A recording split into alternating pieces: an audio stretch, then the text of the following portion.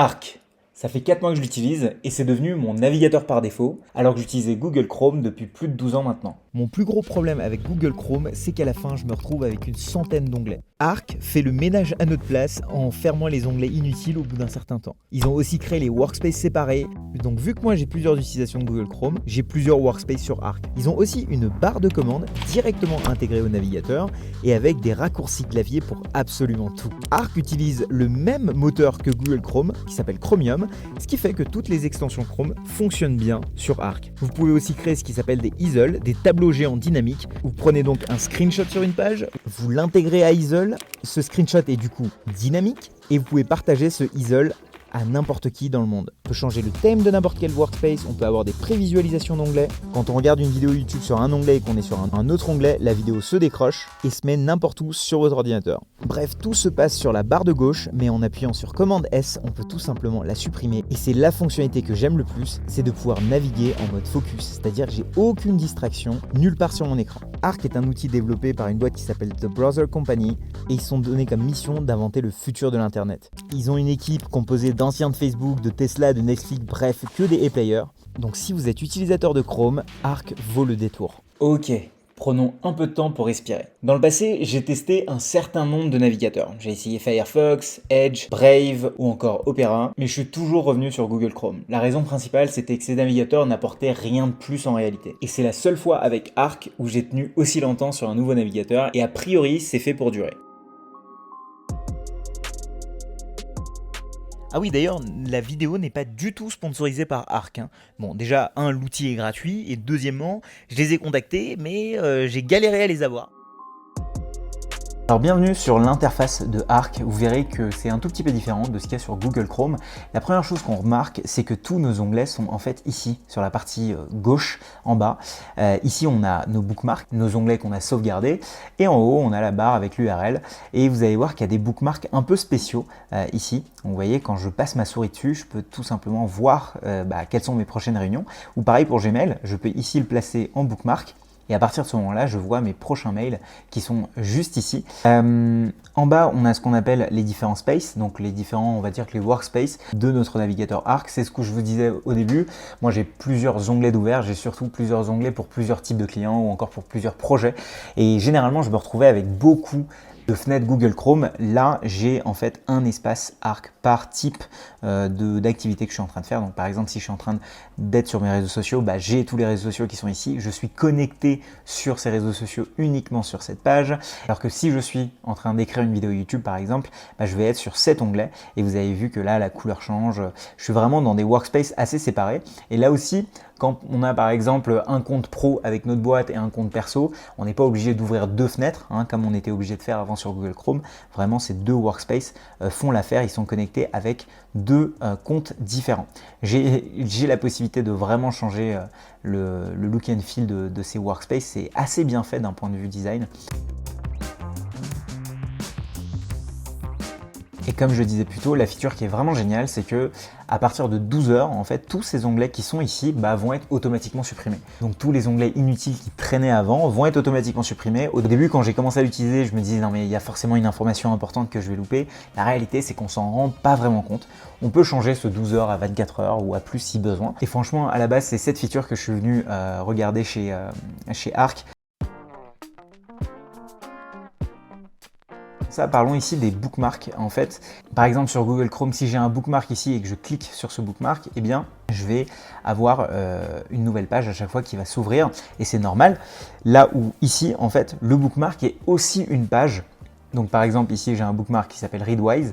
Au lieu de m'ouvrir un nouvel onglet, il va considérer que le bookmark est en fait un onglet. Donc là typiquement je peux le laisser ouvert et là c'est un onglet qui va du coup pas disparaître au bout de 12 heures parce qu'il est ici. Et je pourrais faire pareil en glissant ici Stripe par exemple de ce côté là.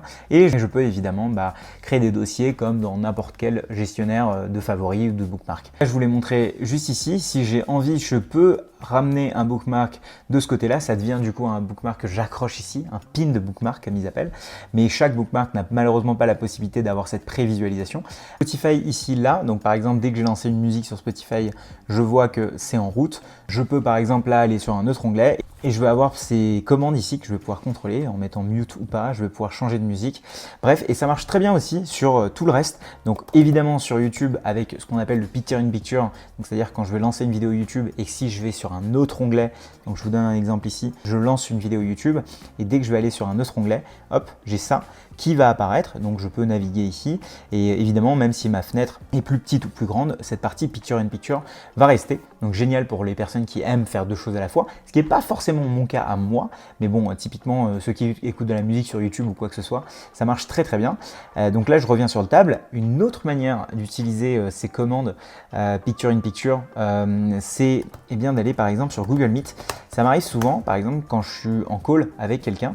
Donc je suis en réunion sur Google Meet et là, j'ai plein d'onglets ouverts et je suis sur mute, donc c'est-à-dire que mon micro est coupé. Et donc une des fonctionnalités qui est vraiment géniale aussi, donc par exemple là, je suis sur Google Meet, j'ai mon micro qui est coupé. Dès que je vais aller sur un autre onglet, vous voyez, il y a ce petit truc qui s'affiche sur le bas et je vais pouvoir changer le fait que je sois mute ou pas, ou changer le fait que j'ai ma caméra ou pas d'activer. Et ça, c'est hyper pratique.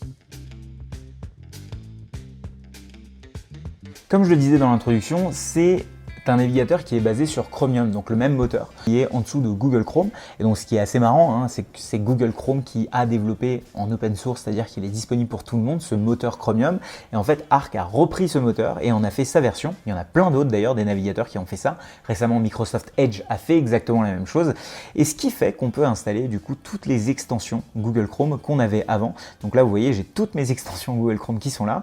Et si je les mets en disponible ici, donc si je les pin, si je les accroche ici, elles deviennent disponibles sur la droite, ce qui marche très très bien. Donc typiquement là j'ai Merci App ici, j'ai Speechify, j'ai Preview, et One Password, toutes mes extensions qui sont là. Donc l'excuse que j'avais avant qui était de ouais mais j'aime pas changer de navigateur parce que je vais pas pouvoir avoir toutes mes extensions, là c'est une excuse qui du coup est pas valable et donc c'est vraiment génial. Autre chose que je ne vous ai pas montré, c'est ce qui se passe quand j'appuie sur Commande T. Il y a la barre de commande qui apparaît. Et donc là, c'est assez bien fait parce que ça ressemble à Spotlight sur Mac ou alors à Alfred qui est là ici ou Raycast. Et en fait, ça va nous permettre de chercher dans tous nos onglets. Donc par exemple, si j'ai un onglet, un bookmark ou quoi que ce soit ici, je vais pouvoir chercher dedans. Donc là, typiquement, j'ai tous mes onglets qui sont ouverts. Je vais pouvoir avoir un tas de fonctionnalités. Donc par exemple, si je mets Download, je vais pouvoir directement accéder à mes fichiers téléchargés. Je peux directement activer une extension directement depuis ici. Je peux prendre un screenshot si je veux depuis la commande barre. Il y a vraiment un nombre de fonctionnalités incalculables d'options sur cette commande barre et ils continuent à en ajouter. Évidemment, vu qu'elle est accessible depuis Pomme T, je peux faire une recherche Google évidemment. Donc par exemple, comment faire XY.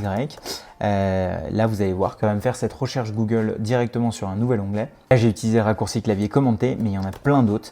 Donc si je fais Keyboard Shortcut, vous allez voir qu'il y a plein de raccourcis clavier, beaucoup plus que Google Chrome d'ailleurs.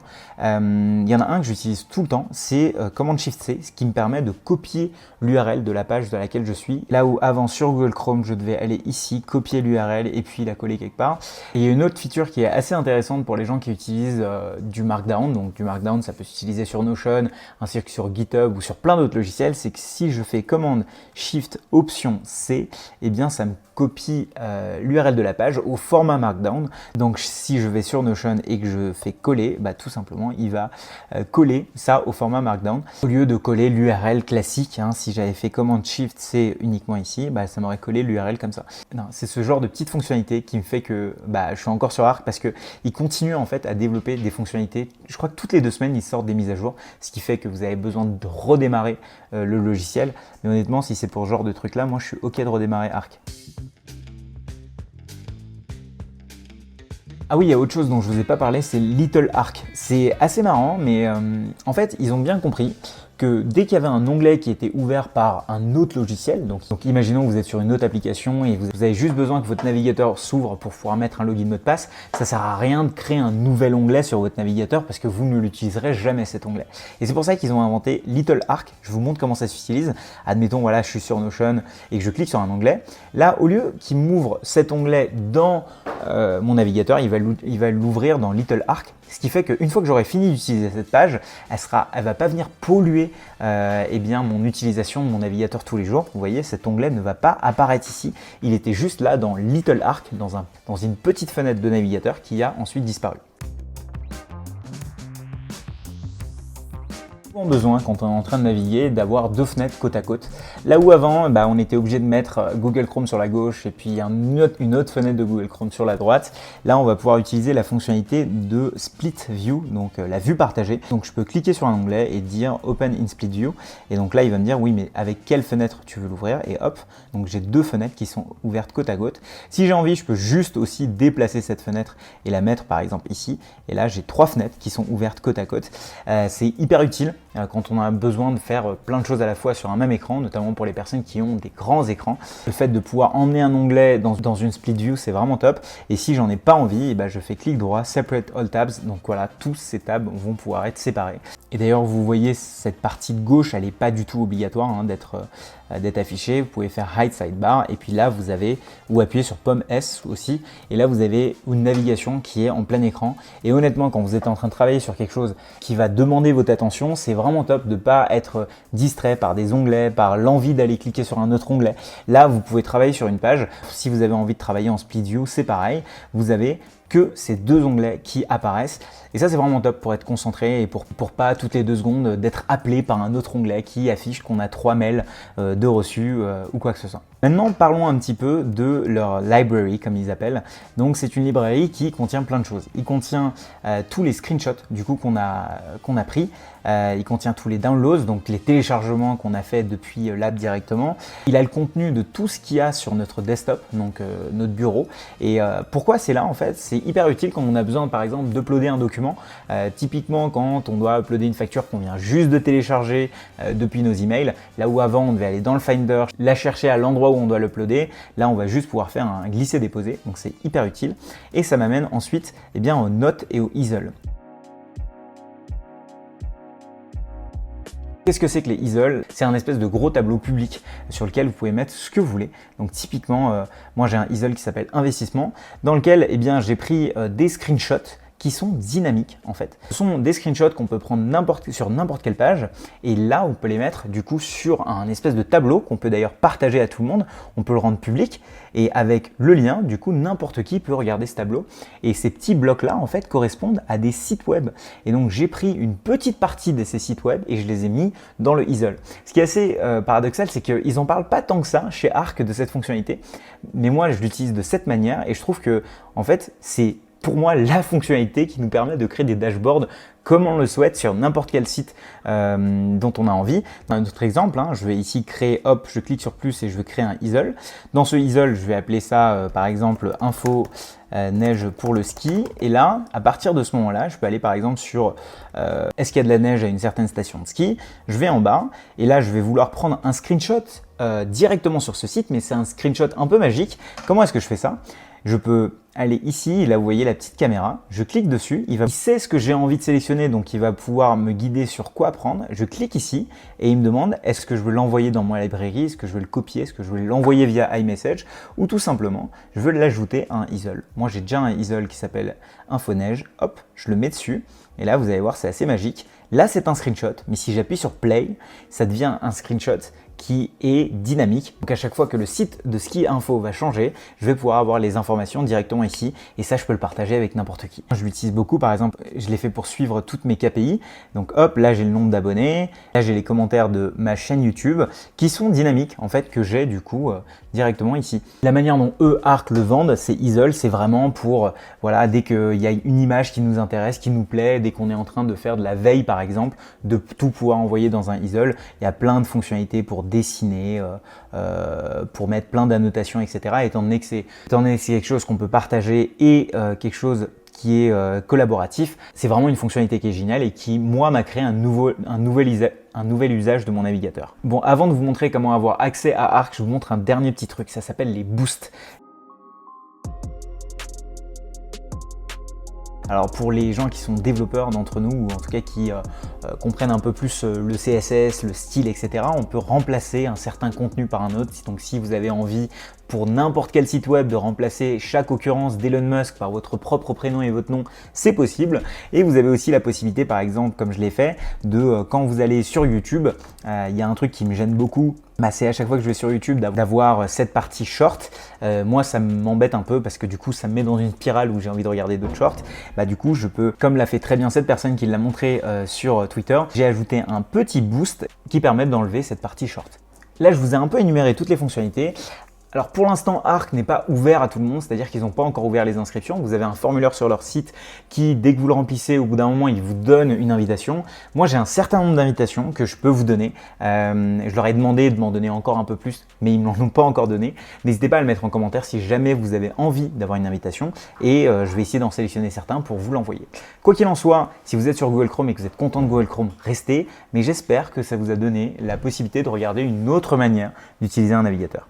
En parlant de navigateur, je sais que j'ai aussi parlé de certaines extensions Chrome. J'ai été assez surpris de voir sur les ordis des gens que je rencontrais qu'il y avait une extension qui s'appelle uBlock Origin qui n'était pas vraiment utilisée par tout le monde, alors que je trouve que c'est de loin la meilleure extension qui existe sur le marché, qui est gratuite. Donc je vous invite à aller regarder cette vidéo qui explique quelles sont les meilleures extensions Chrome qui existent aujourd'hui sur le marché. Putain, vous êtes là? Merci beaucoup d'avoir...